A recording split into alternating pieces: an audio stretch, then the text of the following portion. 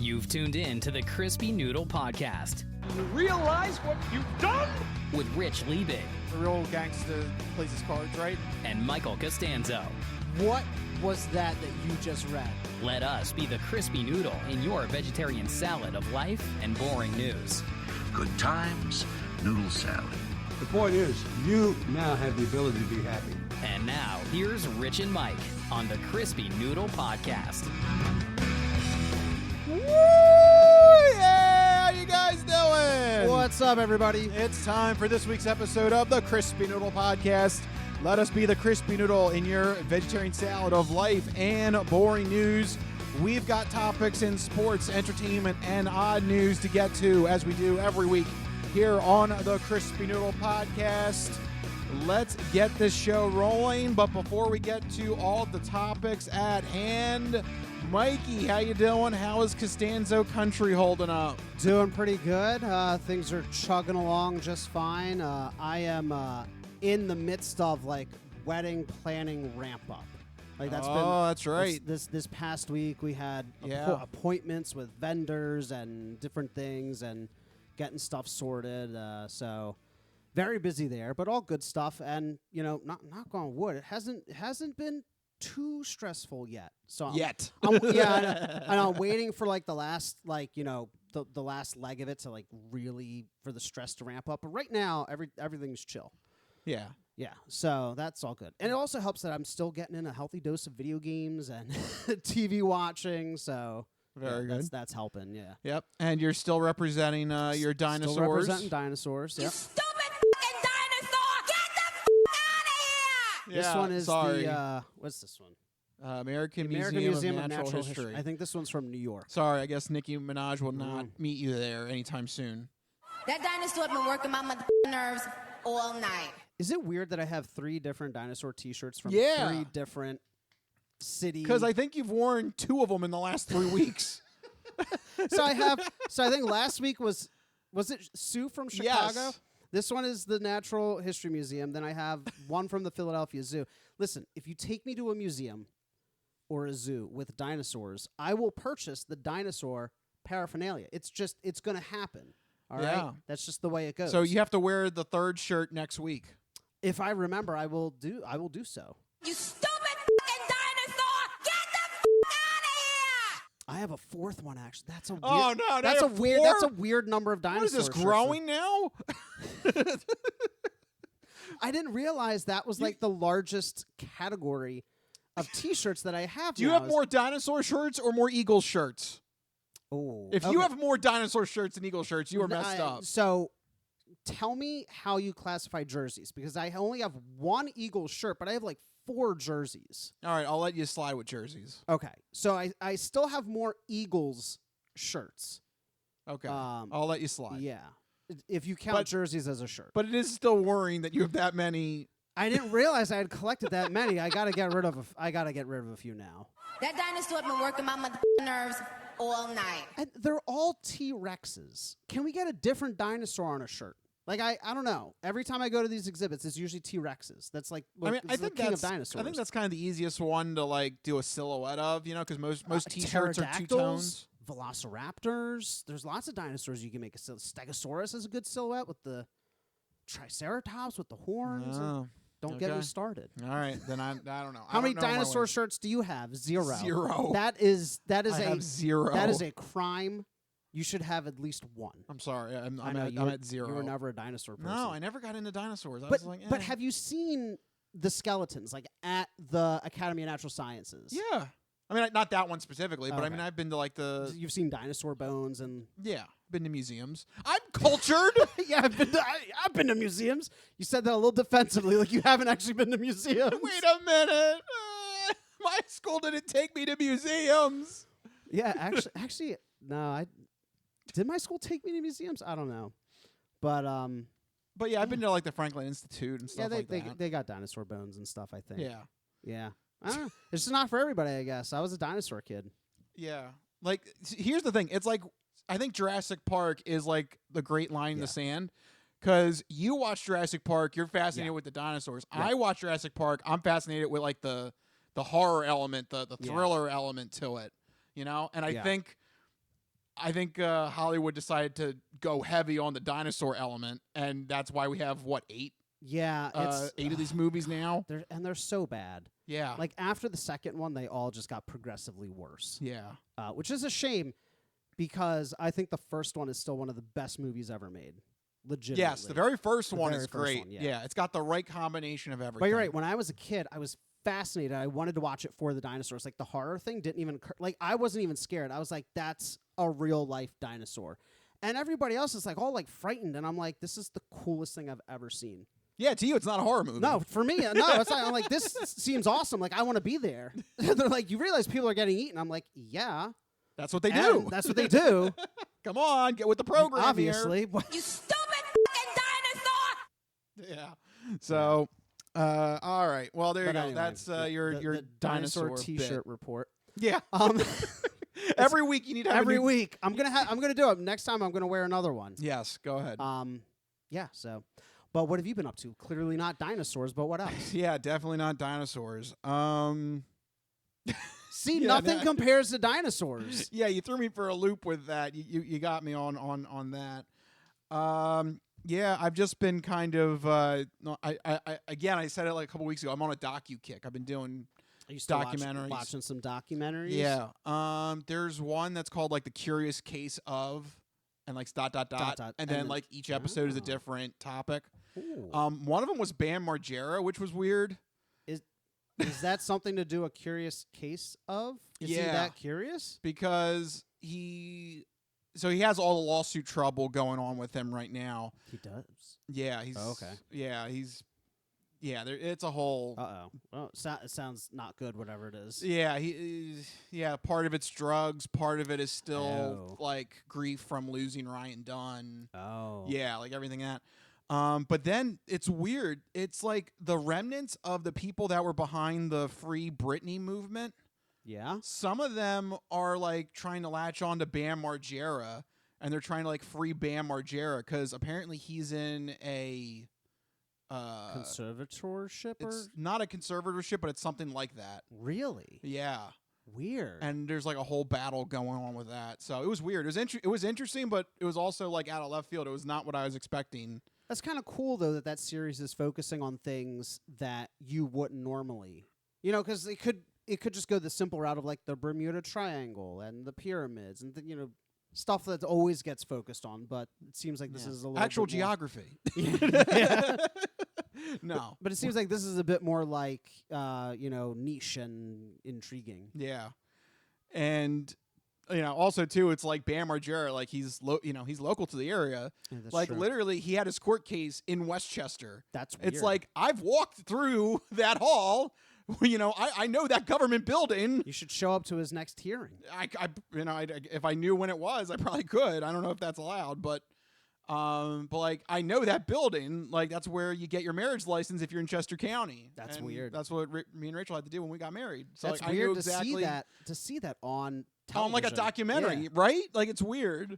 You're like, I've walked those halls. Yeah, I know exactly where that is. I know where that parking lot is. Like, yeah, Like, I was just there. yeah. I've gotten drunk in that parking lot. Whoops. Oh man. So Oh, yeah, I've been watching. that sounds I've been like on a a good one. docu kick, as what I said a couple weeks ago. Yeah. I'm doing my documentary fill. I just started the true crime Gabby Petito, Yeah, is that Netflix? American Murder, Gabby Yeah. Petito or whatever. I think it's Netflix. Yeah, it's Netflix. I Yeah. only watched one episode. Okay. Let me So- know how you. What Yeah. Did think you about watch that one? it. No. Oh, okay. that might be next on my queue. Okay. So Lots of good documentaries out there there. really are. And there's something for everybody. Either crime or cult or Oh, I love scams. I or, love the cult and the true crime ones. That's yeah, my jam. Yeah. So there's something for you out there. You just got to dig deep. There's something. All right. So, all right. With that out of the way, let's get to the news topics at hand. We like to bunch the first group of topics in the world of sports in the Sports Sampler. So you're not good at sports. It's a very small part of life. Sports. In your face. Ha ha! That's right. Sports coming at you in your face. I know you love football, Mike, so let's do some football updates here.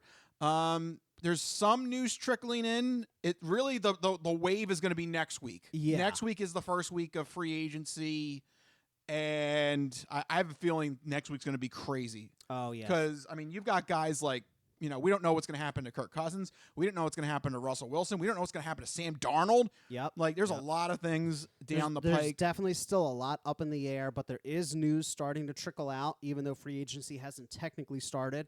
The first big move, though, happened this past week with the San Francisco 49ers trading problem wide receiver Deebo Samuel to the Washington Commanders for a 5th-round pick.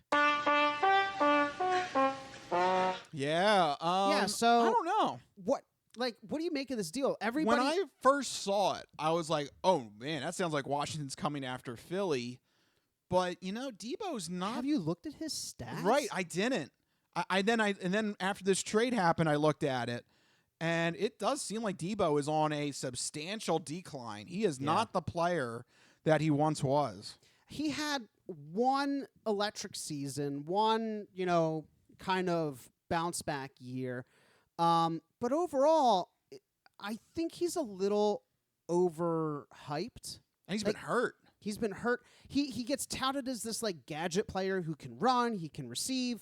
He hasn't done a lot of either recently. Well, I mean, I think part of it is because of injuries. So, I mean, if he gets healthy and he stays healthy, then he will be a force for Washington. But always a big if. And I mean, paired with another standout wide receiver. I think he's 31 now. So now, you're getting to that point in your career where you start to slow down a little bit. Yeah, you're either going to lose a step or you're not going to bounce back as fast. Yeah, he's going to be turning 30. So yeah, oh, 30. Okay. I mean, still though, that's at the point of your career where there's kind of an inflection point where it's either you somehow find a second wind, or you fall off a cliff. It all comes down to discipline and training. Which I kind of feel like it might be the cliff since the 49ers were willing to let him go. Yeah, I mean, he's been a big part of their game plan. So for them to be like, 5th round, whatever, it's, not even a 4th or a 3rd, kind of shows you how they valued that player and the position. So it was one of those things like I when I first saw the headline, I was like, ooh, but now I'm like, okay. But in Washington, paired up with Terry McLaurin, he could be a good safety valve. How about this? Terry still needs to be the number 1 wide receiver. Yes. If absolutely. Deebo's the number 2, that's fantastic. Yeah, Deebo's like a safety valve. Yeah. Terry McLaurin's the number 1. I could see them causing problems for some teams. It's clear that teams, the trend in the NFL is to have 2 starting caliber wide receivers. It's no really longer the days of one premier diva wide receiver and then a bunch of nobodies. You look at the Bengals, they've got 2. The Eagles, they've got 2. Washington arguably now has 2. San Fran had 2. So it's kind of what Washington's going for. Yeah. We'll see if it pans out. We know who has no wide receivers right now, though. Oh, boy. Speaking of 2 starters, how about 0 starters? The New York Jets have officially cut ties with wide receiver Davante Adams, saving them about $30 million of cap space. And sorry, Davante Adams, because none of it was guaranteed, right? Nothing in his contract was guaranteed, so he literally loses a good chunk of money because of this trade. Well, I mean, first, he wasn't even on this team. He was still with the Raiders at the beginning of the season, then got traded to the Jets, and now he's losing out big. Yeah. You have to wonder, again, we just mentioned it with Deebo Samuel. Is this another individual who's kind of slowly started to decline? Obviously, he's not as good as he was with Rodgers in Green Bay, and that's been several years since that point. 2021 was the last time he was with Aaron Rodgers in Green Bay.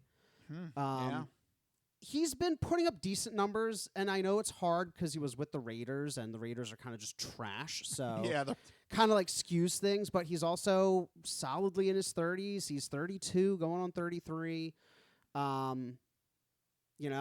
It kind of, the writing was on the wall, I guess, for the New great York. Aaron Rodgers experiment didn't work, which is a little head-scratching. You would have thought, with him having so much chemistry with them, you thought he would be an impact player, and he just wasn't for the Jets last year. The Jets, they just could not get going, no matter how many former Packers Aaron Rodgers brought along with him, which also leads us to the... They were supposed to be all gas and no brake, but I think they were all brake, no gas. Yeah, all brake and no gas, definitely. And that's why they're also planning to part ways with wide receiver Alan Lazard as well. another Green Bay transfer for Aaron Rodgers. Yeah. And it's interesting because Rodgers just keeps pulling like all these people down with him. This past year in New York, he took down the offensive coordinator, the head coach. Now 2 wide receivers are getting cut in his wake as well. I mean, they considered star wide receivers too. Yeah. Yeah. It's he's like a black hole. He's just sucking everybody's football credibility down a hole or something. Yeah, so we'll see. Now, we heard the report that Rodgers wanted to head out west, right, to play in one of the... Well, so does Adams, too, allegedly. So does Adams, and they kind of want to stay together. But I don't know. What do you think the odds of that actually happening? I mean, who is looking for a semi-retired quarterback and about to be a semi-retired wide receiver? Yeah, I don't understand who is going to like demand Aaron Rodgers. That seems weird. Like, think about, so he wants to go to the NFC West. He wants to play on the West Coast. Seahawks, unless they decide we no longer like Geno Smith. No, they love Geno Smith. Exactly. Kyler Murray has his issues, but the Cardinals are firmly set on Kyler Murray. I don't know. I told you my idea. Just bring in Aaron Rodgers whenever there's a Call of Duty release. Look, the Cardinals... Or a double XP weekend. The Cardinals have something like $70 million in cap space or something. They're like one of the top 5 teams in cap space. Like, why not bring in Aaron Rodgers and have him play the weekends that Kyler Murray wants to do Call of Duty? Kyler Murray's like, listen, I need a Call of Duty mental health break. There you go. Bring in Rodgers. Put in Aaron Rodgers. There you go. And then that way Aaron Rodgers doesn't have to play 18 games a season or 17 games a season and throw 40 times a game or something.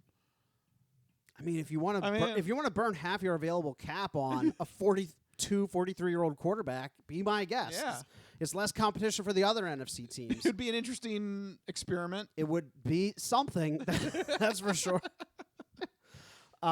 So, for all intents and purposes, though, let's say Arizona and Seahawks out of bidding. The 49ers, they got Brock. They're clearly, they're not going to bring him in. That leaves the Rams. And they re-signed or going with Stafford again. Re-signing Stafford. So it seems like West Coast is out of the picture. Unless it's somehow the Raiders, which it could be. Do you think it could be the Raiders? I think that's your only shot. Devontae Adams returns. I think that's your only shot. There's no other situation because the other AFC West teams all got their quarterback too, other than the Raiders. Yeah. The only spot, if they're all going to move out west, if they're going to do Packers West, the only team that could pull it off is the Raiders. Yeah.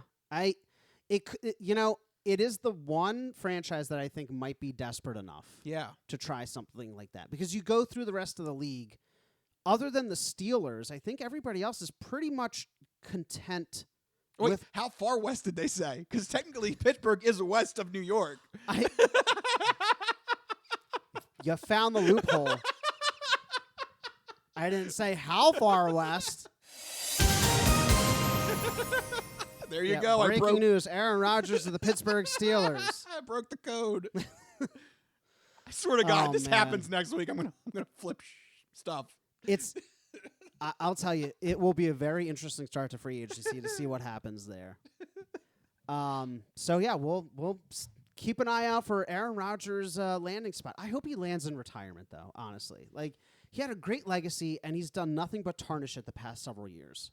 Well, just the Jets didn't work out at all. Just between injuries and just poor play, it was just bad stuff. Yeah, bad stuff.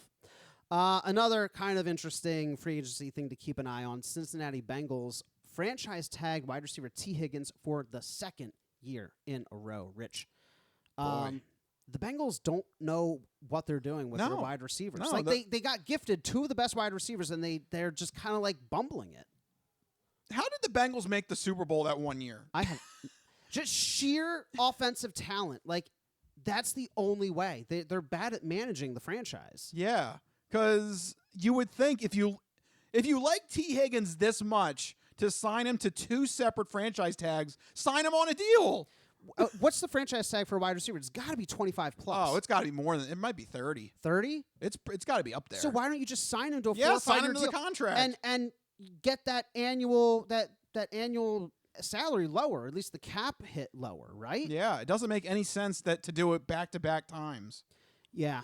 So there's an interesting little chart on ESPN's website of recent players who have been tagged 2 times in a row and whether or not they ended up reaching a deal. And the majority of them do end up reaching a deal.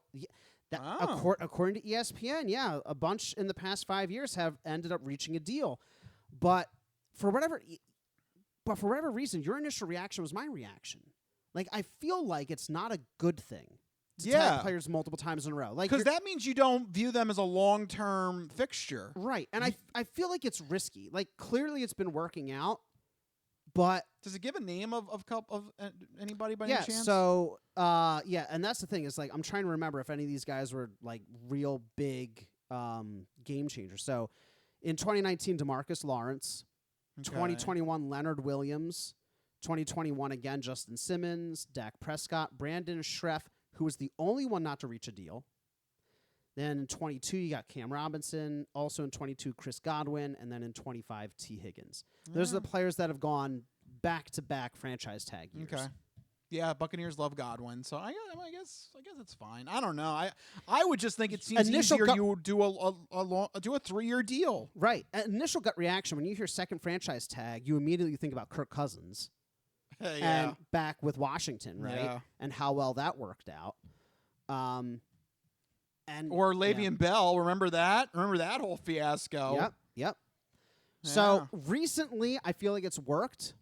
But historically, if you go back further than 5 years, I'm sure there's times out there that it has gone horribly wrong. So we'll see. We'll see how it ends up for the Bengals. Wish T. Higgins the best. He's fantastic. He could go and be a starter on most other teams if he wanted to. Yeah. He's definitely a good fantasy pickup, too. Yeah. Bengals being greedy. Yep. But let's flip back to our very own Birds here in Philadelphia. There's a few free agency moves already. Where are my Eagles? Well, don't you worry. We're getting to them right now. The Eagles making waves by extending Saquon Barkley already. After just 1 year, they're extending him with a 2-year, $41 million extension, bringing his total deal with the Eagles up to 5 years, about $79 million. This officially makes him the highest paid running back in NFL history and the first running back in NFL history to surpass $20 million a year. Yeah, and look, I mean, he had an MVP season this year. I mean, this is what you get. And arguably led them to the Super Bowl. I mean, this really was the thing that put the Eagles over the top. Yeah, and, for whatever the stat line doesn't show in the Super Bowl, we were able to command such a dominating lead because the Chiefs overplayed stopping Saquon. Yep. So he had a direct and marked impact on that game. And it looks like the Eagles are hoping that he continues to do it for at least 3 or 4 more years. Yeah. Hopefully. I'm hoping that the injury problems that he had in New York were due to horrific offensive line play and the fact that he was constantly getting cremated in the backfield and having to shed tacklers and get out of situations where the majority of his carries with the Eagles are just open running lanes. I think there's some crazy stat he was contacted first 3 or 4 or 5 yards past the line of scrimmage in most handoffs. It's ridiculous. Yeah. So hopefully that will help combat the injury history a little bit. He managed the entire year just fine. Yeah. He was perfectly 17 fine. games plus playoffs, 4 playoff games because we, missed out on the bye. So hoping, we can maybe see it again next year, right? Yeah. Just keep investing in that offensive line. That will be key. That is key. That is key. Yep. But you put an interesting little note here regarding Saquon and maybe an unintended side effect here with Hard Knocks. Hard Knocks may be in jeopardy. If you guys loved the off-season show Hard Knocks, the training camp show also as well, I think it may be on its way out and might be canceled because Hard Knocks cannot find a single NFL or college football team to yet agree to be featured on the show in 2025, primarily because the Giants got embarrassed so bad with their handling of Saquon Barkley and what we saw behind the scenes, and now the infamous if he goes to Philadelphia, I can't go to sleep. Wow. What did John Mara do that Super Bowl night? Oh man, he was wide awake the entire night. Yeah. No, God! No, God, please, no! No! No! No! That was actual audio from his penthouse. Yeah. Sorry about that. Yeah. We snuck in a microphone. It was tough, but we did it. Yeah. Yeah, it's crazy. I feel like they're running out of time for Hard Knocks, right? Yeah. I mean, Like they can't want to be find- ready to go for when the the free agency period and the draft and I don't think it's going to happen. all because of Saquon and the Giants. That's crazy. Saquon might have killed Hard Knocks. I've heard before that teams really hate Hard Knocks being around because it's a distraction. They Yeah. always pick like one of the worst teams. I think that's just how it goes. Yeah. And so you're a bad team. You got cameras in your players' faces 24/7. Like I can see how that would be disruptive and frustrating for teams trying to rebuild. So maybe that was just the straw that broke the camel's back, and they're like, you know what, we don't need this mess. Yeah. So unfortunately, if you enjoyed that show, yeah, I think this might be it because Blame Saquon. Saquon might have killed Hard Knocks. What a jerk. No, I'm kidding. But that's not the only Eagles news, unfortunately. We do have some sad news to report. The Eagles have officially cut Pro Bowl cornerback Darius Slay, and also, see if you guys remember him being on the team, cornerback James Bradbury. Yeah, remember as him? well, yeah. Yeah. The villain of Super Bowl 2022, which I felt kind of bad. He was fine until that last hold. Yeah. But, yeah, parting ways with two veteran cornerbacks. The report is that one or both could return under more team-friendly deals. I highly doubt James Bradbury is going to be back. I also think it's highly unlikely Darius Slay is back on a team-friendly deal. What do you think? Yeah, Slay, I think, if he's in his 30s. He's well in his 30s. Yes. But, I have a feeling that the Lions could lure him back. The Lions keep touting that they were just a misstep away from going on a playoff run because they had the number 1 seed and they just kind of fell flat. Yeah. But if they had Darius Slay again, maybe they could have a hometown reunion and make a run with them. Darius Slay has said on record that he wants to go either back to Philly or to Detroit. He's not interested in other teams. Those are his 2 NFL homes, and he is a strong locker room guy. He wants to be where he feels comfortable, where he feels like he can call it home, and those are the 2 places. If neither team bites, do we just see big play Slay call it quits? Maybe. It'd be really sad to see that. But I mean, if he wants to play and he's not getting any offers, why not get a vet minimum contract or I don't know, not vet minimum, but something, team friendly, as they say. Right.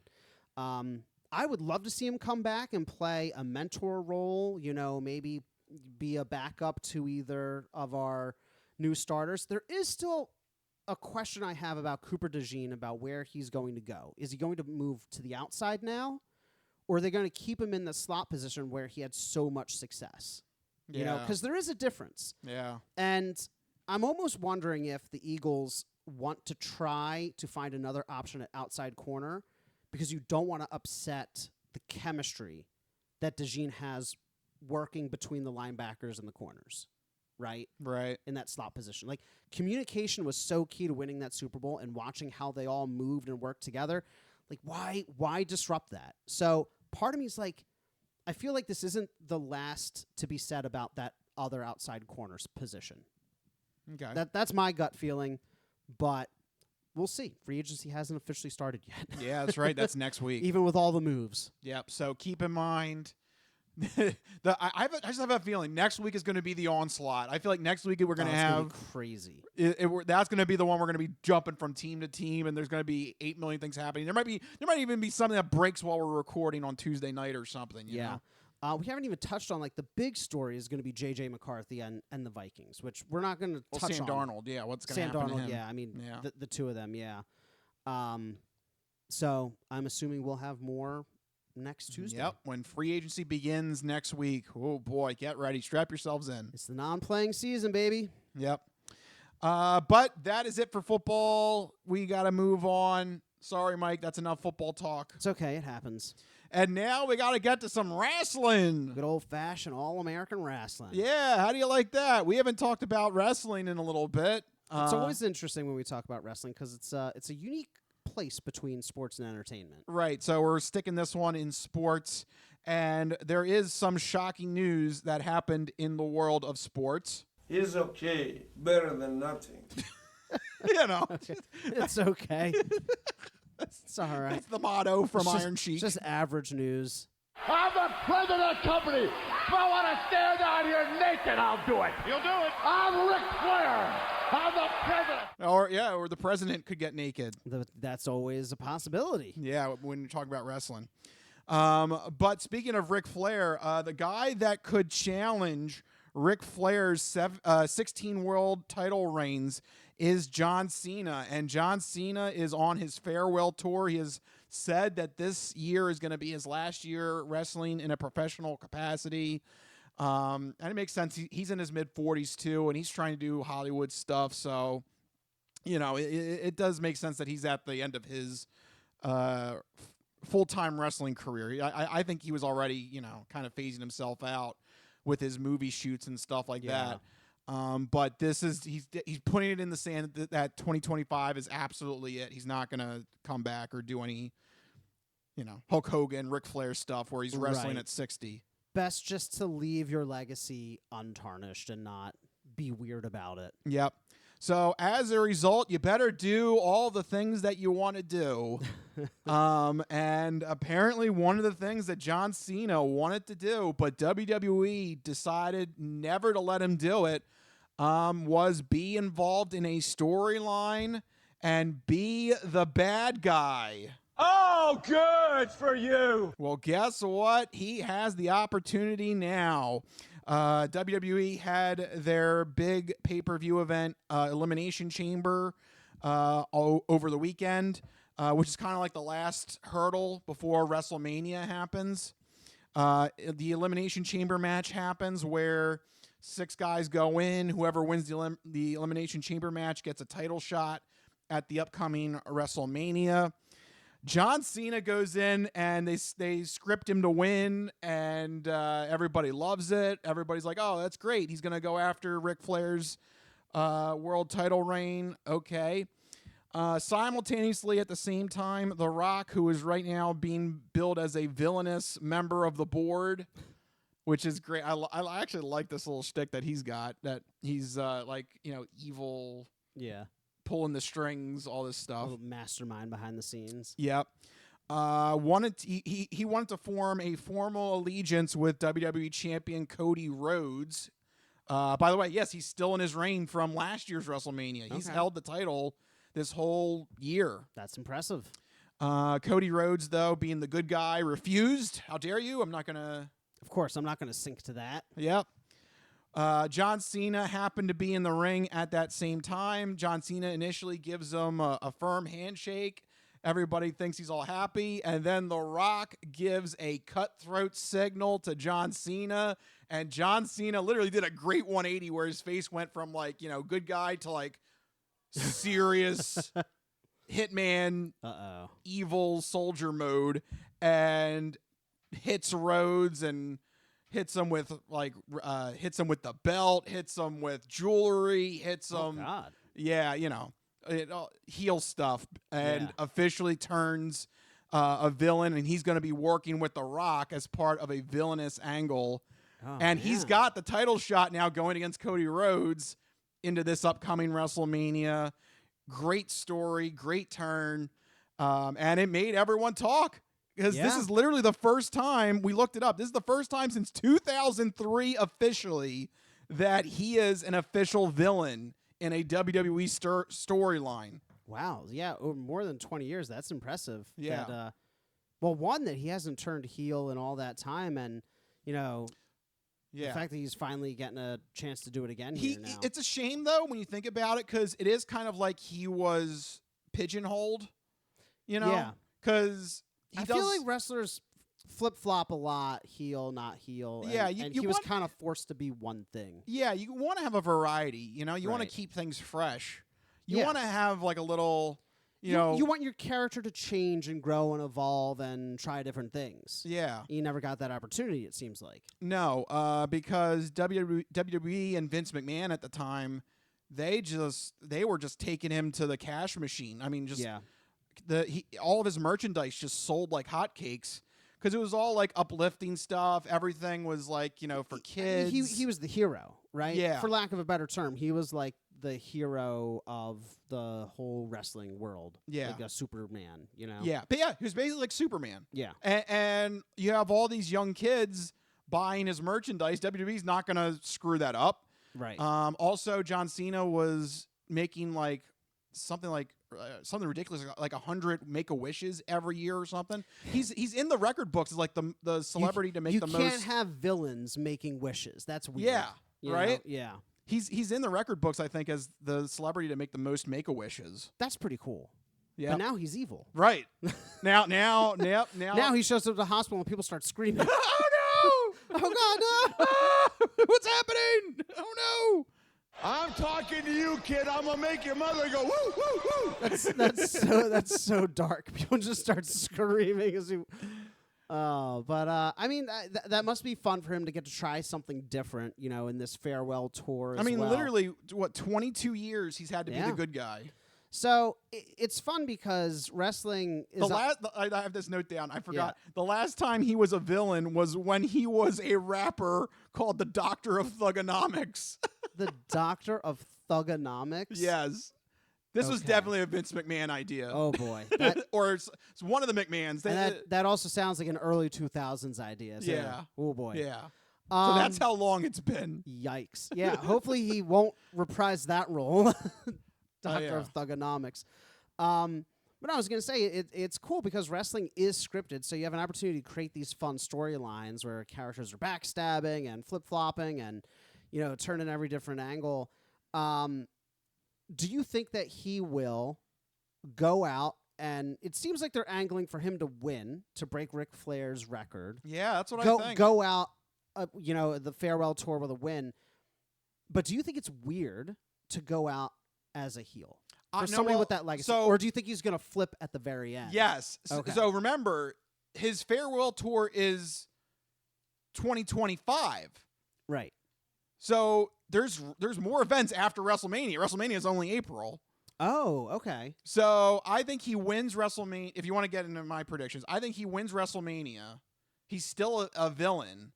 And then maybe like around like SummerSlam, something happened. I don't know. He's like, I have to repent for my evil ways. Yeah, maybe he gets like CM Punk or another like heavy hitter wrestler that smacks some sense into him and says like, why did you angle with The Rock or whatever? He's a corporate dude. You're not a corporate dude. Or screw corporate. Yeah. Everybody hates corporations right now. You got to have something like that. And kind of bring him back around. Because I feel like, the 22 years as the hero kind of cuts both ways. It's like, one, it does pigeonhole him and typecast him. But at the same time, you also can't betray that legacy, right? It would be weird for longtime fans and just the history of the entertainment sport, right? It'd be weird. Yeah. So I think he stays a villain, and then maybe like around SummerSlam, he loses the title to an upcoming good guy, and then that has slaps a change of heart, and that slaps some sense into him, and he turns good or something, and then he fights The Rock. That's your finale. There you go. That's your really like that. That would be his actual last match. Would be he fights The Rock, and then he wins, and then they both ride off into the sunset and take over Hollywood and just make billions of dollars making no-name action films. Probably, yeah, that sounds about right. That is. I could write for the WWE. WWE, get in touch. Yeah. No, it sounds like a very logical angle. Yeah, I think that's the way they're going to go with this. Though we keep mentioning that it's scripted. Right. Someone needs to tell rapper Travis Scott this, because this is something that I kind of like just forgot about. But in the middle of this confrontation at Elimination Chamber, Travis Scott was accompanying The Rock. I guess they're good friends or something. Yeah. And they were in the ring together. And when the betrayal happened against Cody Rhodes, he got into the fight.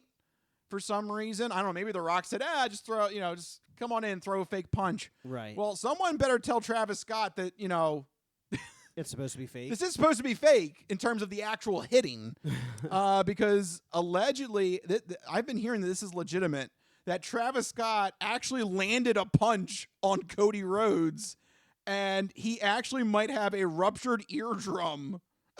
Like, you actually might have caused actual damage. You can't injure the talent. Yeah. That's not good. Yo, what are we doing here? That's why you shouldn't let performance people, non-wrestlers, like, actually engage in the fisticuffs. Yeah. Right? I feel like it's always like a wild card. You at least got to have them train if you're going to do it. Right. At least have them train with Do you somebody think there at the was training no center. training? This was just like, oh, he happens to be in town, come out for a fun little cameo. I guess, because I don't even know. I guess, I don't know. Does Travis Scott do stuff with The Rock? I don't know. I have no idea. I don't know what their relationship is. I have no idea. I don't know if they're best friends. I don't know. But don't let non-wrestlers participate in punching. Yeah. It just seems don't like a bad actually recipe. punch this whole thing is supposed to be theater. Right, exactly. So, yeah, that was a little shocking there to read that Cody Rhodes might actually have a legitimate injury. That's not good. That'll end up changing the storyline. Yeah. Look, we like where the storyline's going. Don't mess it up, Maybe Travis. that is the storyline. John Cena is evil now, but after he finds out what happened to Cody Rhodes because of Travis Scott, he turns good again, beats the crap out of Travis Scott. Yeah. Legitimately. Legitimately, Screw right. Travis Scott. Stop trying to injure our guys. I honestly don't know who Travis Scott is. Yeah, rapper, dude. I don't know. Oh, okay. Everything's rapping. I don't know. I don't know anything about rap. Everything's rapping. Yeah. We sound so old. Yeah. And then also just one more button to put a button on this. Remember, if Cena wins the title, he officially surpasses Ric Flair with 17 world title reigns. Ric Flair has 16. That's pretty cool. So I think at some point they're going to do it for him. You know? Yeah. He's so close. It's like you might as well just... You got to do it. You might as well tip him over the edge. Sorry. My God! What the hell's going on tonight? And it's not a bad person to break the record. John Cena's like one of the most well-known, popular, well-respected wrestlers in the history, right? Yeah. So, yeah, do it. Yep. So there you go. A little bit of wrestling news there to end the sports sampler on, because, it's literally Vince McMahon called wrestling with sports entertainment. So it's like wrestling is like a great, buffer between the sports sampler and the entertainment entree. So it works out there. But you know what? That means we got to take a break and regroup and get some hydration. We've been working hard. Yes. Working hard here on the Sports Sampler. But don't go anywhere, because after the break, we've got the entertainment entree and then the non-fortune cookie odd news coming your way. This is the Crispy Noodle Podcast. We'll be right back.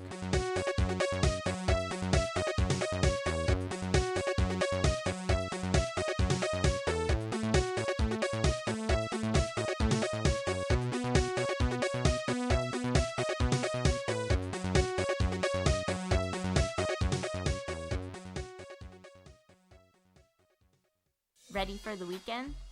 Happy Friday. Hi, my name's Marie, and I'm an artist who's been making Happy Friday doodles every week for over 7 years. And now you can own my art collection in this Volume 1 and Volume 2 art series.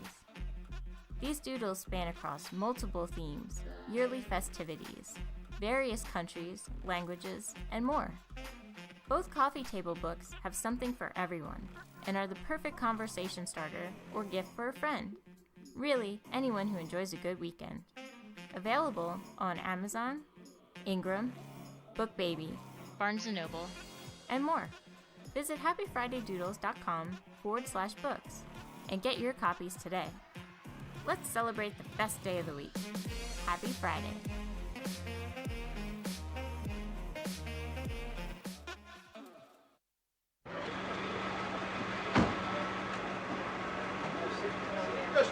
You just assured me that I could speak. Sit down inside the car. We're not assuring anything. We're under arrest. Look, I'm under what? Come on. Gentlemen, this is Democracy Manifest.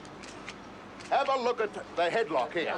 See that chap over there? Get your hand off my penis! This is the bloke who got me on the penis before. Get some cups. Why did you do this to me? Up in the car. Get some cups. For what reason? What is the charge? Eating a meal? A succulent Chinese meal? Oh, that's a nice headlock, sir. Oh, yes. I see that you know your judo well. Good one. And you, sir, are you waiting to receive my limp penis? How dare get your hands off me. No, we've only got one cup. Ta-ta and farewell. So I guess get him in the car. One cup, look. They even broke.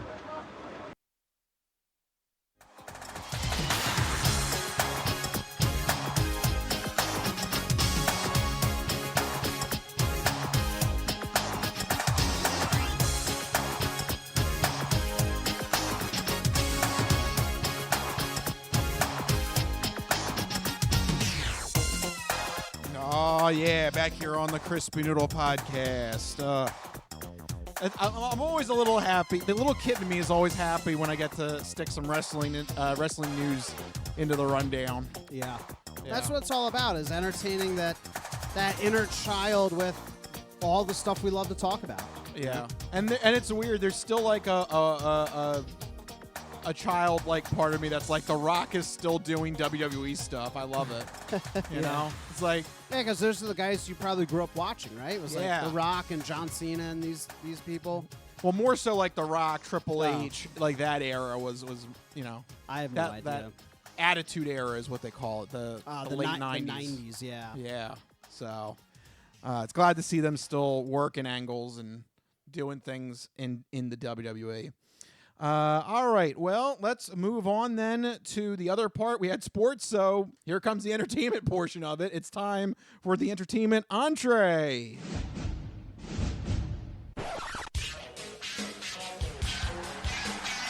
And now, the latest in movies. The Simpson guy writes to movies. Dear Die Hard, you rock. Especially when that guy was on the roof. Music. I know what that is. That's music.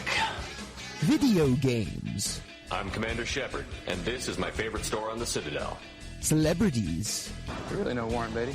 Yes, I do. I took a leak next to him once at the Golden Globes. And more. You were the all-singing, all-dancing crap of the world. This is the entertainment entree. All right, we are officially in entertainment entree territory, and let's start it off with the segment where Mike is going to let you know what you should keep an eye out for this upcoming weekend with new movies, TV, and video game properties in Mike's This Week in Entertainment.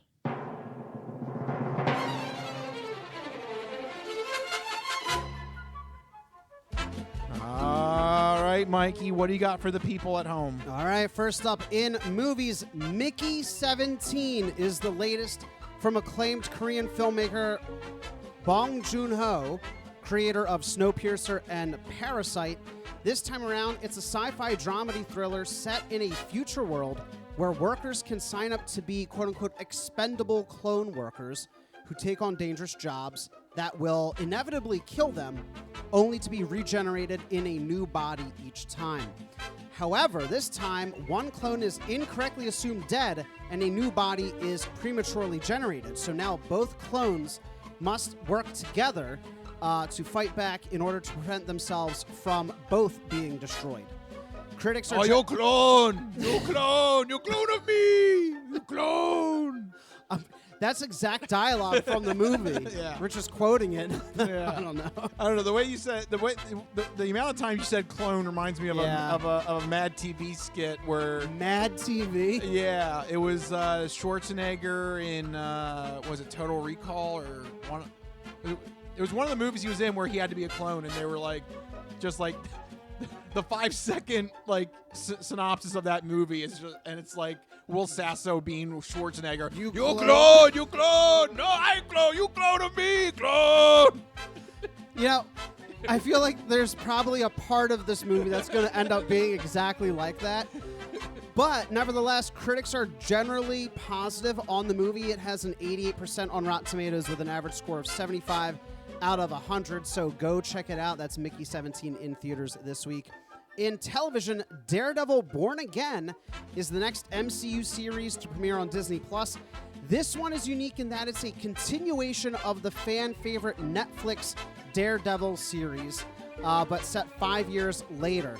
Most of the original cast returns, including Charlie Cox as Daredevil, Vincent D'Onofrio as Kingpin, and John Bernthal as Punisher.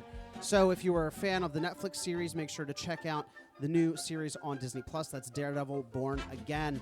And finally, in video games, a new month equals new free games for PlayStation Plus subscribers. This month brings AAA BioWare game Dragon Age Veilguard.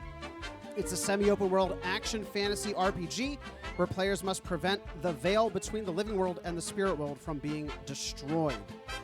But the big new game coming out is Split Fiction, coming out on all major consoles and PC. From the developers of A Way Out and It Takes Two. Like the studio's other games, this action-adventure game can only be played cooperatively with 2 players. But because of that, the studio has a unique feature where only one player has to own the game and the other player can play for free on that player's copy of the game. So helping out friends and family. If you own the game, you can play with one of your friends or family online or split-screen co-op. In this game, players take on the role of 2 budding authors trapped inside their own stories, and so they must bounce from story to story between sci-fi and fantasy in order to escape. This game is getting rave reviews with a 91 on Metacritic with over 100 reviews, so it's definitely a top contender for Game of the Year type conversations. And that's what we're looking forward to this week in entertainment.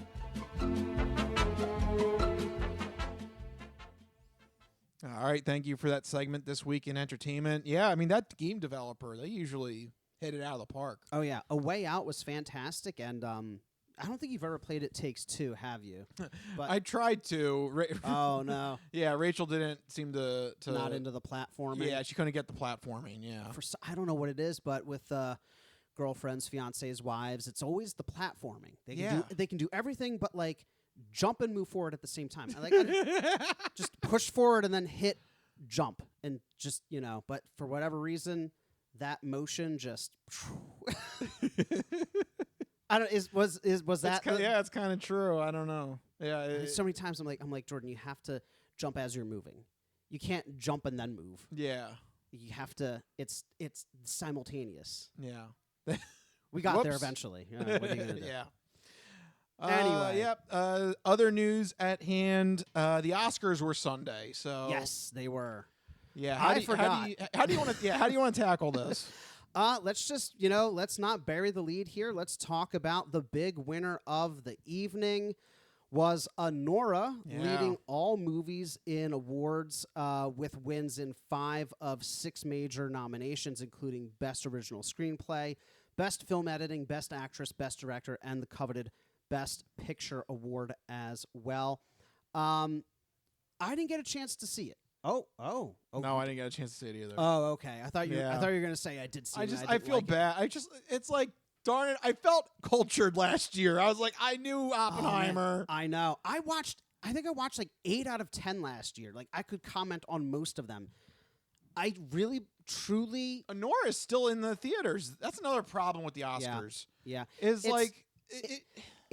fall. So what it is with the theatrical release cycle, it's the fall dramas. The fall dramas come out in November, December, and then the Oscars are, that March. They haven't left theaters, or they're still like $30 to like buy on a streaming service, you know. And so it makes it hard for people to go check them out. And I think that's part of the problem with garnering attention for the Academy Awards is everyone's like, never heard of it, never heard of it, never heard of it.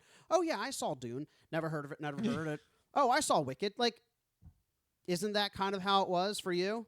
I hate to say it, but I feel like if the Academy keeps going down this path, it's going to lose a lot of relevancy. Yeah. I mean, there's no 2 ways about it. Like, you have to balance the art and the popularity, right? Like, you have to find a way to balance those 2 things. And I think it was just last year with Oppenheimer and Barbie. was the perfect example where they everybody. I don't know about you, but everybody felt engaged. Yeah, everybody saw Oppenheimer. Yeah, everybody saw the whole Barbenheimer thing, Oppenheimer, Barbie, and everybody was part of the conversation. There was movies that people were legitimately interested in and had seen. I always make an effort to watch as many Best Picture nominees as I can. This year I only got 4 of them. So I was a little lackluster, but I was reading through the descriptions and none of them really sparked something in me. I think it was just kind of a down year for movies in general. Yeah, I kind of feel like that. Yeah. But, not taking anything away from Anora, I haven't seen it, so I'm reserving judgment until I can see it. It did win 5 awards, so it's got to be worth something, right? Other big winners of the night, The Brutalist won the second most awards with 3, winning for Best Actor, Best Original Score, and Best Cinematography. And then rounding out the top movies, Dune Part 2, Emilia Perez, and Wicked all tied with 2 wins each. So, I mean, your general reaction is that you didn't really know many of the movies. Did you see any of the Best Picture movies, and what'd you think? Yeah, I saw Wicked, saw Conclave. Conclave, yep. The Substance, I'm hearing... That was so good. I am hearing a lot of groans. Really? No, that it should have won more awards. Oh, yes. Yes. And in particular, Demi Moore got screwed. 100%. Yeah. I mean, again, I didn't see Anora, but go watch The Substance and tell me that wasn't... it's just her. Yeah. I mean, it's quite literally it's her and the other girl, but it's just a lot of it is her and the body horror and the nonverbal acting. It's just incredible. Is this another case of the Academy just doesn't respect horror and sci-fi? Yes. I mean, the simple answer is yes. They do not. The Academy does not respect genre films. It's always been the case. You're going to disagree with me, but it's why Lord of the Rings winning as many awards as it did is so monumental, because they traditionally do not give a rat's ass for sci-fi, fantasy, horror, anything that's... Musicals, another one, too. Musicals. It's anything Wicked should have got a little bit more love. Film lovers are not kidding when they say, oh, that's Oscar bait every single time there's a period piece drama. Yeah. It is their favorite genre by far. It's period piece dramas and movies about movies. They're just... and part of my grotesque motions, but it's true. Should you add immigrant movies too now on this list? There are a weird number of immigrant movies. It's true, yeah. But yeah, it's you get a period piece or you get a movie about movies. Ooh, man, they just can't keep them hands off themselves. No, they love stroking that Oscar. They do. It's the reason it's shaped like that. So The Substance I think was a big snub. I think that Wicked was a little bit of a snub too. Yeah. I mean, honestly, of all the movies that I watched, I saw Substance, Conclave, Wicked, and Dune Part 2. I saw Dune. I forgot about that. I still think Wicked was the best. The Substance was the best traditional film, but I think Wicked was just so incredible, from the costume to the makeup to the set design, the visuals, the music. I mean, it was just phenomenal. So I think, it won for costume and set design, okay, but... just very disappointed. The lack of respect for genre films and musicals. A really great person that I want to call out that I realized I just misspelled his name. Kieran Culkin winning for A Real Pain. If you have not seen that movie, it's a tough watch. It's about descendants of Holocaust survivors going back to tour the camps, and it's a tough movie. It's a complex movie. Kieran Culkin does a fantastic job of being this very sad, misanthropic, very confusing character dealing with that kind of survivor's guilt thing that you hear about a lot from children of survivors, and absolutely well deserving of the award. That should have been nominated for more things, I think. I loved his acceptance speech. Oh yeah. Because he said calls out his wife. Yeah, he said, I won the Emmy for Succession, and I said, all right, I got to have a third kid. And then she said, you're only getting a fourth kid if you win an Oscar. Well, here you go. Here's number 4. He goes, let's get cracking on those kids. Yeah, that was pretty good. That was one of the highlights of the ceremony itself. But yeah, snagging an Emmy and an Oscar, like so back quick, to back years. Man, I mean, what a not rising star. He is a star. Oh, like, yeah. He has risen. Yep. And the last big shout out that I want to give is Flow wins for Best Animated Picture. I literally just talked about that, did I not? And it won. I'm just saying. Okay, Nostradamus. What the hell is that? I talked about it, and thus it won. That's just a weird way you phrased that. It's a good movie. It's a good movie is all. Thank you, our animated Lord and Savior over there. No, you know what the funniest thing about me watching that movie is? What? It was my dad who recommended it. So it's actually your dad has the power. My dad hates animated films. So it's really Frank. We got to respect Frank. Yes, it is. And I've been waiting all week to have a hot dog and a hamburger. Well, as long as you give him the appropriate food, he'll be happy. Do you know how he pitched that movie to me? No sausages. No sausages. No sausages. Sausages! That's right. There's no sausages in the movie. So is that how he pitched it? No, he goes, there's an animated movie about a cat. That's it. That's it. That's all you need to know. That's all he said. Cat. And he's like, you should watch it. You like cats. I'm like, okay. Yeah, you specifically. You love cats. Nothing about the movie. Who have never owned a single cat in your life. Right, exactly. He's like, you like cats? You love cats. You should watch the movie. I'm like, okay, I guess. Okay, there you go. That's how. Rich, you like cats? You should watch the movie. It would make more sense to me. I have 2 cats. You've had multiple cats throughout your life. Yeah, you have never owned a cat. I've had 0 cats. I do like cats. I've owned 0 of them. That was my dad. There's a cartoon about cats. You should watch it. You like cats. I'm like, okay. So There you go. Flo wins for Best Animated Picture. Do you want to talk at all about Amelia Perez? Yeah, up to you if you want to delve into that. Man, I feel like we talked about it a couple weeks ago. We did. It's a controversial film for a lot of reasons. If you're not aware, go look it up. I don't really feel like rehashing all of it. No, it's a lot to get into. It's controversial for so many reasons. To put it bluntly, the 2 major demographics of people that the movie focuses on, Hispanic individuals and LGBTQ plus individuals, all hate the movie. And when the 2 major groups of people that the movie's about hate the movie, it probably didn't do a good job of representing them. That's all I'm going to say. Okay. Think about it. If a movie's about a particular group of people and they're like, we found that offensive, that's a bad sign. Yeah. So it won Best Supporting Actress and Best Original Song, which I think is criminal considering Wicked was in the competition. Does Wicked count for original song? I don't think it does. Yeah, I don't think it does because it's a musical. It was not nominated, and I think you're right in that it can't be nominated, which I think is wildly unfair because... Should there be a Best Adapted Song? I don't know, but I mean, it's adapted, but it was still original. It's not like they borrowed a song from like Guns N' Roses. Like the guy who worked on the film also made the song. It was his song. So I don't know. I think it's one of those because things. It's technically adapted. Yeah. Even though it's the same creator and it's technically a rearrangement, whatever. Yeah. I think that's why. Listen to the 2 songs. Tell me you're also not pissed. That's my challenge to you.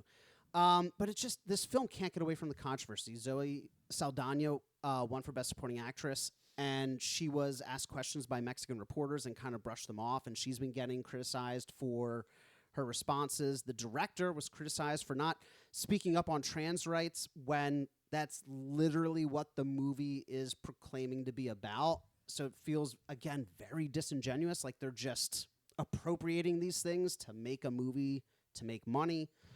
And then did you see the awkward singing at the mic moment? No. When they won? Yeah, you got to look it up. pass on that. You got to look it up. It's bad. They won for Best Original Song, and they get up there and they start singing when they accept the award. But it's like, it's bad. It's awkward. It's sung badly.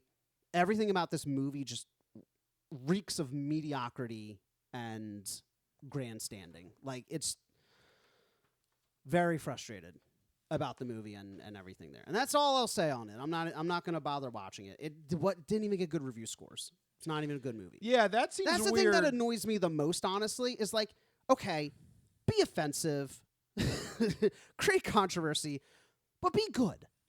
It got nominated for Best Picture, and you said it was nominated for 13 awards, and it won 2. But like, wasn't like the Rotten Tomatoes score or something was like 60 or something? Like, it was really low for it being that nominated. I can tell you right now, the Rotten Tomatoes score was 72. Okay, that's a little bit. That's better than I thought it was going to be. But the average rating is 6.8, and the fan rating is 16. Even with review bombing, that's low. Yeah, that's not low. even Star Wars ended up that low with fans, and that's bad. Yeah. Okay, when you're worse than Star Wars review bombing, you know you messed up. That's I'll just leave it at that. Yeah, we get pretty intense. Yeah. All right. There you go. The 97th Academy Awards in the books. I feel like it was a lackluster year overall for film. movies. Yeah. Unfortunately, last year was way better. Yeah. All right. Well, you know what isn't lackluster? Oh boy. The non-fortune cookie odd news. We've been talking about cool and its ramifications and how it applies to the hip scene. But maybe you could give us some examples now of the opposite of cool, uncool. Just exactly what is uncool? My nipples look like milk duds. Holy shnikes. It's time for the non-fortune cookie odd news. It's not of this world. I don't know exactly what it is or what it's doing, but this is not human intelligence, okay? It's not human intelligence we're facing! How you doing? Me? I'm doing great. Mandada bastata. I don't make this stuff up. I'll take a pound of nuts. That's a lot of nuts! That'll be $4, baby! You want fries with that? I've seen the celery dance across the baseball fields. You had me at meet tornado. No, go past this part. In fact, never play this again. Okay. What does that mean? And now it's time for the non-fortune cookie odd news. So sit back, get everything you need to get from the kitchen. Be sure and empty the bladders, go to the bathroom, because you're in for a hell of a ride.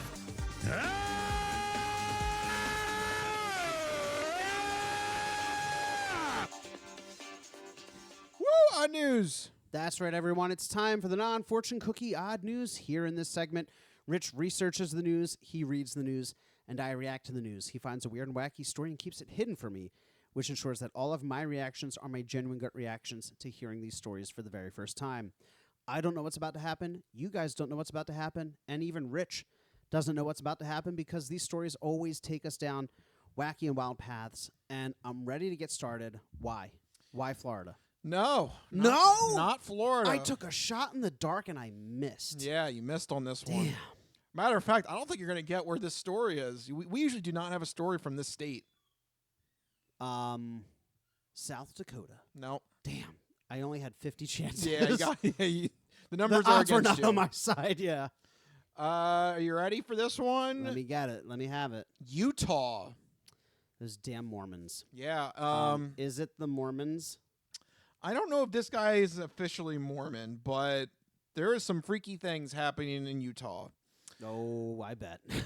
We are going to talk about the case of 63-year-old Rollin Edward Brown. Here we go. I'm going to just dive right into the story here.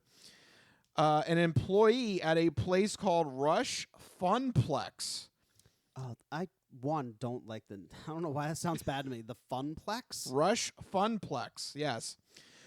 This is a venue that is supposed to entertain children with laser tag, rock climbing, kiddie carts, and a foam pit for kids. An employee called authorities after they noticed that there was a suspicious male that was stealing the kids' socks. Holy crap! You are creepy as shit. Yeah. Don't like. Yeah, don't like this. No, don't like that. No, yeah, this is not good. Holy crap. You are creepy as shit. I don't know what I was expecting, but it was somehow worse. Yes. I don't know why. I don't know. It's just something about that just inherently makes me feel off. Yeah. According to the probable cause affidavit against Mr. Brown, the cops said that he was reported multiple times stealing children's socks at the Rush Funplex. At some points, he was also seen sniffing the socks as well. God. Holy crap. You are creepy as shit. I feel so gross just hearing that. Yeah, this is mixing God. 8 different things that's wrong with the story here. Yeah, I don't even know how to even begin unpacking this. This is quite alarming. Yeah. I just can't believe he's bold enough to do it in public. In a big it's like one of those it's like a Chuck E. Cheese. Yeah, right? yeah, it's like one of those playgrounds. Just goes over to the little cubbies where the people. Like what? Oh God! What are you doing? That sound. Oh. Holy crap! You are creepy as shit. Yikes! Oh, Negan has never said it better. This is the perfect clip. Exactly. The perfect clip for this story here. Oh, yikes. Yeah. So he's stealing and sniffing the socks. Oh, God. Yeah. And you're right, that is very brazen to do this in a very public setting in the middle of the day. Yeah. And to do it multiple times. Multiple times, right. Like, yeah. I mean, any time is not good. There's never a good time to steal and sniff children's socks. Yes. Let's be clear. But if he did it once, it's probably like, all right, forget about that weirdo. But the fact he keeps coming in multiple times, and keeps doing it, yeah. Yo, come on. So, wait, was this multiple different times? Yes. Yes. Oh, I thought this was just one. Oh, see me over the course of a week, he'd come in every day and I got to get my sock sniffing in. Yeah, I got to get my. Oh man, that smell. Oh boy. No. Holy crap! You are creepy as shit. Not good. Yep. Not good. So yeah, at some point, finally the employees decided to call authorities to investigate this man. That's when they confiscated his cell phone and found that he also took pictures of the children that are not his playing in the ball pit. Oh, nope. Yeah. It's a bad dude. Yeah. Bad dude. Yeah. This is weird. Nope. Super weird. Yeah. All the red flags are going off here. This is not good. Red flags. Holy crap. You are creepy as shit. Red flags, alarms, sirens, the whole 9 yards. Yeah. So as a result, the cops were able to get a warrant to search his residence. Oh, no. Oh, no. Oh, no. Yep. How many socks?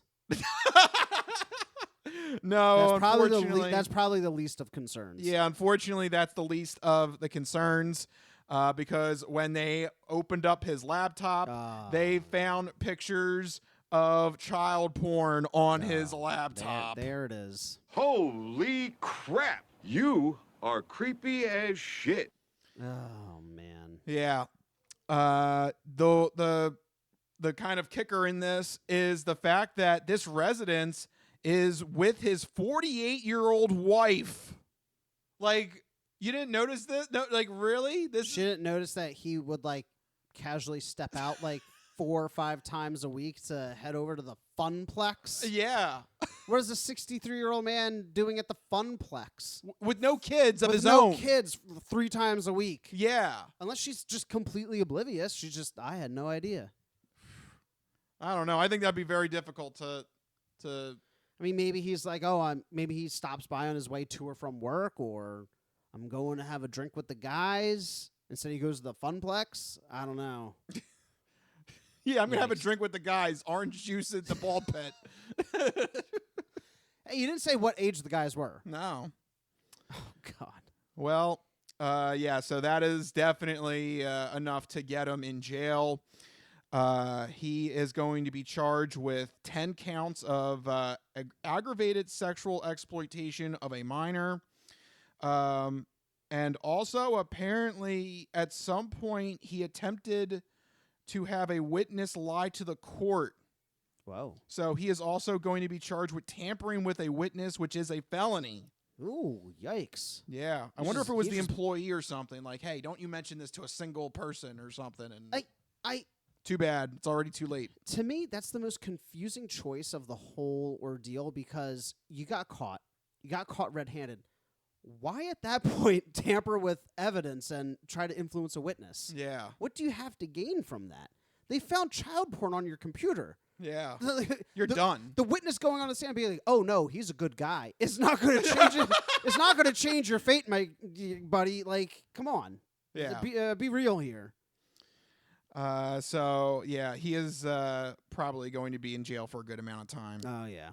Weirdly enough, the sock thing ended up working out because they were able to catch him. Like, if he had just not sniffed the socks, he'd still be doing his child porn thing. Yeah. The sock thing, as weird as it is, was the break in the case. Yeah. Who would have thought? Utah. Yeah, Utah. What are you up to over there? It's the Mormons. Yeah. You like documentaries? Look up some documentaries on yeah. You know. Yeah, you watched them. I know. I've been I know. I've been watching on my docu-kick. That's right. Yes. All right. Well, you know what? I can't end the show on that. No. We got to Are we going to have a little bit of uplifting news now? We got to So, you know, that was so just weird. The sock thing is weird. I had to mention that. That's just a weird thing. That's how he got busted, was the socks. The socks, yeah. So that was weird. Had to mention that. So let's lift everybody's spirits. Let's get back to a traditional Florida story. Now, who is this guy in Florida? It's Florida, and they're crazy. Nothing like coming home, right? Yep. And here's the perfect thing to make us happy. I'm so worried. A funeral! I'm in the dark here! Yeah, why not? Funeral stories are always good, though, on the podcast. We've had some bangers. If I tell you we got to go to a funeral, but it's in the context of the odd news, something weird has happened. You know you're in for a good time. Yes. We're going to talk about the funeral here of 95-year-old Dr. Arthur Deegan. That's so his name is Arthur. Arthur? Or is he an author? Dr. Arthur Deegan. Okay. That's his name. 95. Wow. 95. He had a good long life. Damn, yeah. But unfortunately, I guess his his two daughters do not get along here. Oh, boy. Yep. So according to the arrest affidavit here, the one daughter, Kathleen, decided to give a eulogy for her father that just passed away. But unfortunately, she did not mention her sister, Maureen, her 24-year-old daughter, as part of one of his granddaughters. Oh, all right. So that seems intentional. Yeah. To just omit. I assume there's more grandkids, and this person omitted just that one individual. Okay. Well, apparently that was enough for Maureen to charge at the altar and chest bump her off of the altar right in front of the casket. She's not a Christian! You make me issue my ultimate force! So it's the chest bump, though. It's not a shove. It's a Yes. She comes flying. Why? I love the fact that she went 0 to 100, just charging right up there. How dare you not mention my daughter in the list of granddaughters? Boom! But a chest bump. That's such a weird. You think it'd be like a shove or like a shoulder, you know? But a chest bump? Yeah, boom! No, I'm gonna fucking kill you, motherfucker, old style! Yeah, so she fell off of the altar. Then she got up, ran at Kathleen, and pulled her sister's hair backwards. Ow. Oh. This is turning into a full-blown brawl right on the altar. Good old-fashioned family brawl. Yeah. No, I'm gonna fucking kill you, motherfucker, old style. Hey, we started in sports with wrestling, and now we're ending the odd news with wrestling. Yeah, but this is legit. Yes. These This is not scripted. Yeah, this is not scripted. They are very angry at each other. And they're 60 years old. Kathleen is 66. Maureen is 60. I didn't think of that. I didn't think of the fact the guy was 95, so these two had to also be elderly. Yes. So you're telling me, what, a 66-year-old ran up there and chest bumped another person? No, the 60-year-old did it. The younger one did it. All I'm saying is a few individuals in their 60s and beyond that I know, if they tried to chest bump somebody, they'd end up in the ER themselves. Not in Florida. No, this is full-blown. They breed them different down south, okay? Yeah, this is a full-blown wrestling match here. Oh. That's wild. That's wild. Yep. Then Kathleen, was it Maureen got up. Maureen then tackled Kathleen and started throwing punches back and forth. Yeah. So this is a full-blown... I will say, these are two pretty fit 60-plus-year-olds. They're like body checking people, tackling them, like straight up punching each other. That's, if they're still physically active like that, good for them. Yeah. No, I'm gonna fucking kill you, motherfucker, old style. Old style. Literally old style. Literally old style. They're in their 60s. Literally old style. Oh, man. I just, boy, man, if I gotta go, that's a hell of a way to go for my funeral. There's a full-blown fight. Right? Exactly. And and it's around my casket, like. Yeah, you get front row seats. Like, give him the right, uppercut. Chest bump. Yeah. Finisher. Use those boobs. Use those boobs. Bring Boom, out the boom. boobs. Boom, boom. I don't know. Ba ba ba ba boob. Like what? Are you like an announcer? Yeah, Like a monster truck rally announcer? That's actually what I'm doing in the coffin. There's like a microphone in there. Just hold on, everyone. You're calling the match from the coffin. Oh God, I've never seen anything like this. Whoa. She has been broken in half. Oh my God. All right. Who won the fight though? I guess neither. They're just beating the crap Did out of each other. anybody try to stop them, or people like gathered around cheering them on? Yeah, they were trying to break them up, but apparently it got so serious that the cops had to be called and they had to break it up. The cops took them both to the local county jail. They were both released the following day, and the judge says that they cannot have any contact with each other, even though they're sisters. Well, I mean, yeah, they did start a full-on brawl at a funeral, so yeah, apparently their situation deteriorated when they found out that the father was gifting them both a home that he owned that costs around $2 million, and they were arguing over who should get the deed to the house. So apparently there's some... But the father was leaving it to them. Yes. Oh, but I guess the deed has to go to... One of them. One or the other. Yeah, to start the process. Right.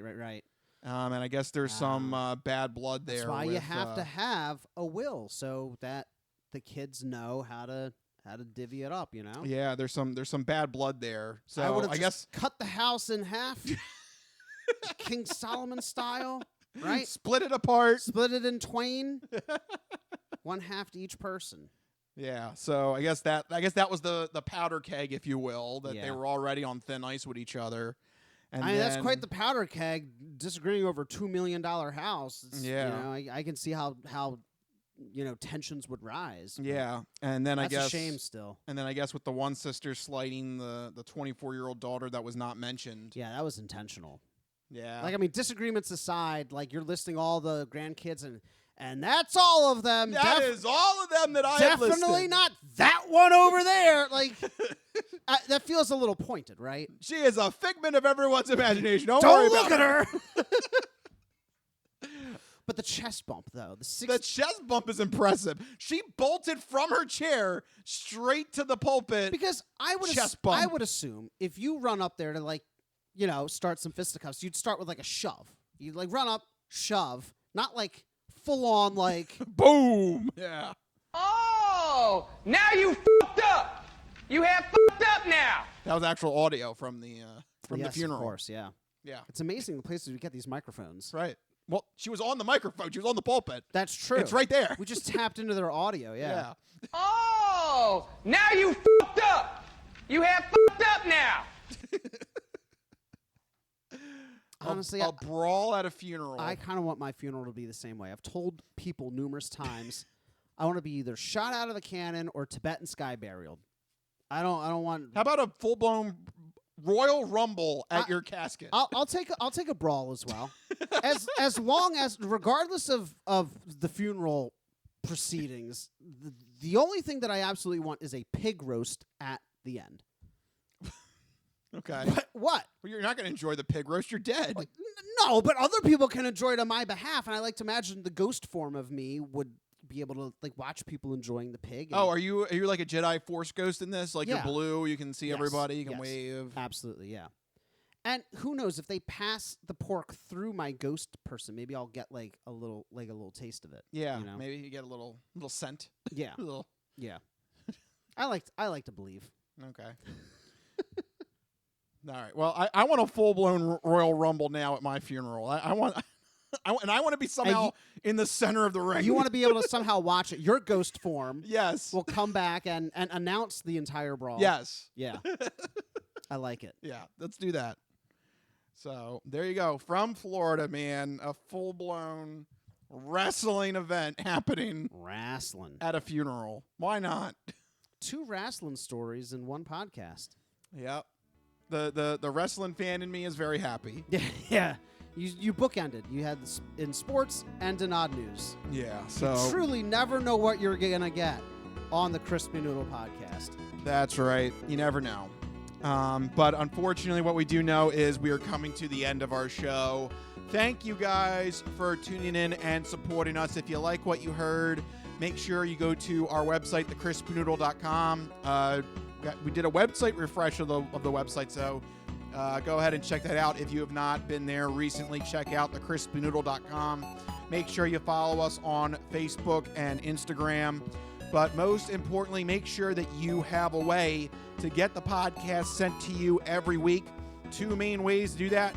First one is on our YouTube page. Go to Crispy Noodle Podcast on YouTube and hit that subscribe button so that you will get the episode sent to you every week. And you can watch it on your YouTube app. You could watch it on TV and however else you like to watch your YouTube clips. We're right there ready for you. The second main way, we put the video podcast up on Spotify, so you can watch us on Spotify, but you can also put Spotify on in the background and listen to us as an audio-only podcast. And if you've got Android Auto or Apple CarPlay, you can take us on the go with you through Spotify. So if you're driving down to Florida for a funeral and you want to get the fighting juices flowing, then you can listen to our show. That's right. Get those fighting juices flowing with the Crispy Noodle podcast. But if you need to get in touch with us individually to share your sports, entertainment, or odd news stories, you can find us on X, formerly known as Twitter. I'm at Mikey Costanzo, MikeyCostanzo. And I'm at Rich Liebig, RichLiebig. You can find us there. You can find us on all social media platforms. Let us know what's happening. If you give us a topic for us to talk about on next week's episode, we'll give you a sausage shout out, because why the hell not? Yeah. Yeah, you know, why not?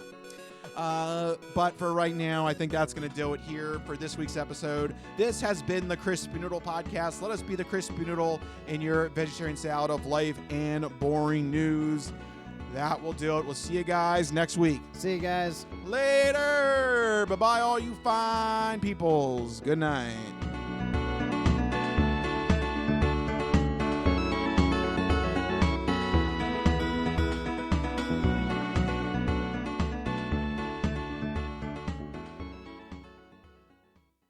Some of us have great stories, pretty stories that take place at lakes with boats and friends and noodle salad. A lot of people, that's their story. Good times, noodle salad.